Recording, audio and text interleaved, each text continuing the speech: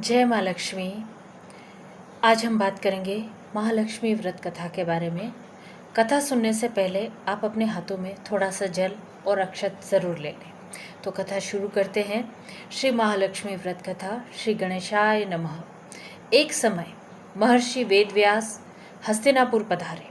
उनका आगमन सुन महाराज धृतराष्ट्र उनको आदर सहित राजमहल में ले गए। स्वर्ण सिंहासन पर विराजमान कर चरणों तक ले उनका पूजन किया। श्री व्यास जी से माता कुंती तथा गांधारी ने हाथ जोड़कर प्रश्न किया, हे महामुने, आप त्रिकालदर्शी हैं, अतः आपसे हमारी प्रार्थना है कि आप हमको कोई ऐसा सरल व्रत तथा पूजन बताएं जिससे हमारा राज्य लक्ष्मी, सुख संपत्ति, पुत्र पौत्रादि व परिवार सुखी रहे। इतना सुन श्री वेदव्यास जी कहने लगे, हम एक ऐसे व्रत का पूजन व वर्णन कहते हैं जिससे सदा लक्ष्मी जी का निवास होकर सुख समृद्धि की वृद्धि होती है। यह श्री महालक्ष्मी जी का व्रत है जिसे प्रतिवर्ष अश्विन कृष्ण अष्टमी को विधिवत किया जाता है। हे महामुने, इस व्रत की विधि हमें विस्तार पूर्वक बताने की कृपा करें। तब व्यास जी बोले, हे देवी, यह व्रत भाद्रपद शुक्ल पक्ष अष्टमी से प्रारंभ किया जाता है। इस दिन स्नान करके 16 सूत के धागों का डोरा बनाएं, उसमें 16 गांठ लगाएं, हल्दी से पीला करें, प्रतिदिन 16 दूब व 16 गेहूं डोरे को चढ़ाएं। अश्विन कृष्ण अष्टमी के दिन उपवास रखकर मिट्टी के हाथी पर श्री महालक्ष्मी जी की प्रतिमा स्थापित कर विधि पूर्वक पूजन करें। इस प्रकार श्रद्धा भक्ति सहित महालक्ष्मी जी का व्रत पूजन करने से आप लोगों की राज्य लक्ष्मी में सदा अभिवृद्धि होती रहेगी। इस प्रकार व्रत का विधान बताकर श्री वेदव्यास जी अपने आश्रम को प्रस्थान कर गए। इधर समय अनुसार भाद्रपद शुक्ल पक्ष अष्टमी से गांधारी तथा कुंती अपने अपने महलों में नगर की स्त्रियों सहित व्रत का आरंभ करने लगी। इस प्रकार 15 दिन बीत गए। 16वें दिन अश्विन कृष्ण अष्टमी के दिन गांधारी ने नगर की सभी प्रतिष्ठित महिलाओं को पूजन के लिए अपने महल में बुलवा लिया। माता कुंती के यहाँ कोई भी महिला पूजन के लिए नहीं आई। साथ ही माता कुंती को भी गांधारी ने नहीं बुलाया। ऐसा करने से माता कुंती ने अपना बड़ा अपमान समझा। उन्होंने पूजन की कोई तैयारी नहीं की एवं उदास होकर बैठ गए। जब पांचों पांडव युधिष्ठिर, अर्जुन, भीम, नकुल, सहदेव महल में आए तो कुंती को उदास देखकर पूछा, हे माता, आप इस प्रकार उदास क्यों हैं?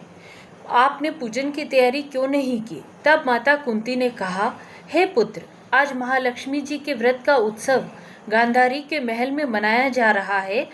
उन्होंने नगर की समस्त महिलाओं को बुला लिया और उसके 100 पुत्रों ने मिट्टी का एक विशाल हाथी बनाया, जिस कारण सभी महिलाएं उस बड़े हाथी का पूजन करने के लिए गांधारी के यहाँ चली गई, लेकिन मेरे यहाँ नहीं आई।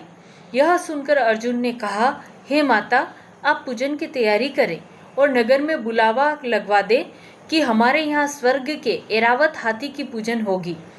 इधर माता कुंती ने नगर में ढिंडोरा पिटवा दिया और पूजा की विशाल तैयारी होने लगी। उधर अर्जुन ने बाण के द्वारा स्वर्ग से ऐरावत हाथी को बुला लिया। इधर सारे नगर में शोर मच गया कि कुंती के महल में स्वर्ग से इंद्र का ऐरावत हाथी पृथ्वी पर उतार कर पूजा जाएगा। समाचार को सुनकर नगर के सभी नर नारी, बालक एवं वृद्धों की भीड़ एकत्र होने लगी। उधर गांधारी के महल में हलचल मच गई। वहां एकत्र हुई सभी महिलाएं अपनी अपनी थालियां लेकर कुंती के महल की ओर जाने लगी।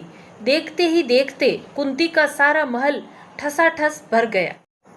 माता कुंती ने ऐरावत को खड़ा करने हेतु अनेक रंगों के चौक पुरवाकर नवीन रेशमी वस्त्र बिछवा दिए। नगरवासी स्वागत की तैयारी में फूलमाला, अबीर, गुलाल, केसर हाथों में लिए पंक्तिबद्ध खड़े थे। जब स्वर्ग से ऐरावत हाथी पृथ्वी पर उतरने लगा तो उसके आभूषणों की ध्वनि गूंजने लगी। ऐरावत के दर्शन होते ही जय जयकार के नारे लगने लगे। सायंकाल के समय इंद्र का भेजा हुआ हाथी ऐरावत माता कुंती के भवन के चौक में उतर आया। तब सब नर नारियों ने पुष्पमाला, अबीर, गुलाल, केसर आदि सुगंधित पदार्थ चढ़ाकर उसका स्वागत किया। राज्य पुरोहित द्वारा ऐरावत पर महालक्ष्मी जी की मूर्ति स्थापित करके वेद मंत्रों उच्चारण द्वारा पूजन किया गया। नगरवासियों ने भी महालक्ष्मी पूजन किया।